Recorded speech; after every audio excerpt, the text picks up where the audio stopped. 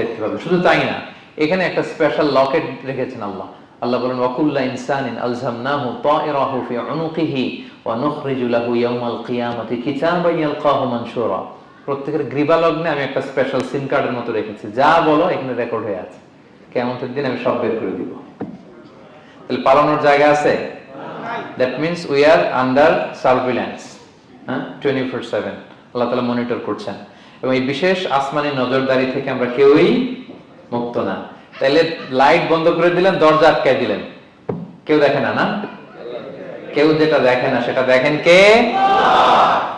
আচ্ছা, তিনটা জেনে গেলেন। 4 নম্বরে হচ্ছে পৃথিবীতে সব নবীরা এক মিশন এবং ভিশন নিয়ে এসেছে। সব নবীরা লা ইলাহার দাওয়াত দিয়েছে, তাই না? এক আল্লাহর দাওয়াত দিয়েছে। আচ্ছা, কখন কি এমন হয়েছে কোন নবী এসে বলছে যে আল্লাহ একজন, আবার আরেক নবী এসে বলছে না আল্লাহ 2-3 জন হইতে পারে? হ্যাঁ, বলছে?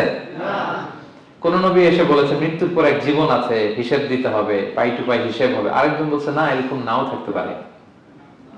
এরকম এক নবী এক কথা, আরেক নবী আরেক কথা হয়েছে?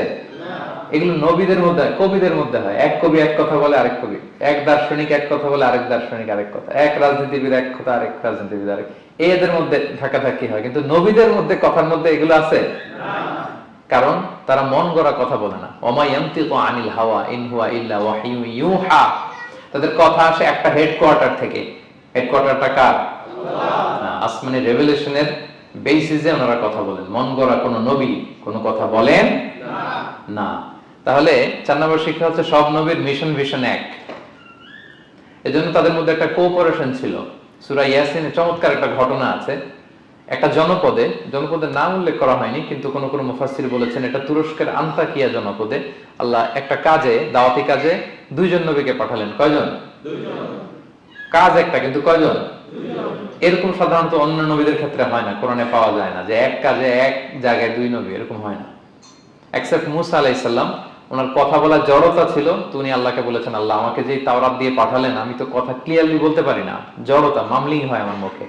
তো আমার ভাই আখি হারুন আফসাহু মিন্নি লিসান, ও খুব ফ্লুয়েন্ট ছিল, আমি নেতৃত্ব দিব, কিন্তু হারুন ভোকাল দিবে, আপনি তাকে নবী বানায় দেন। তো মুসা আলাইহিস সালামের দোয়ার বদলতে আল্লাহ হারুন আলাইহিস সালামকে নবী বানাই দিয়েছিলেন। 2 ভাই মিলে ফেরাউনের কাছে দাওয়াতি কাজ করেছে। কিন্তু এছাড়া আর এরকম দেখা যায় না যে এক এলাকায় এক কাজে 2 জন নবী, না। এইখানে দেখা গিয়েছে আন্তাকিয়া জনপদে আল্লাহ এক মিশনে কয়জন নবী পাঠিয়েছেন? 2 জন। আচ্ছা, কিছুদিন পরে আরো একজন, তাহলে হইলো কয়জন? 3 জন। এক কাজে এক জনপদে এক এলাকায় মোট 3 জন নবী, কিন্তু এদের মধ্যে কোনো মারামারি নেই। আমাদের দায়ীদের অবস্থা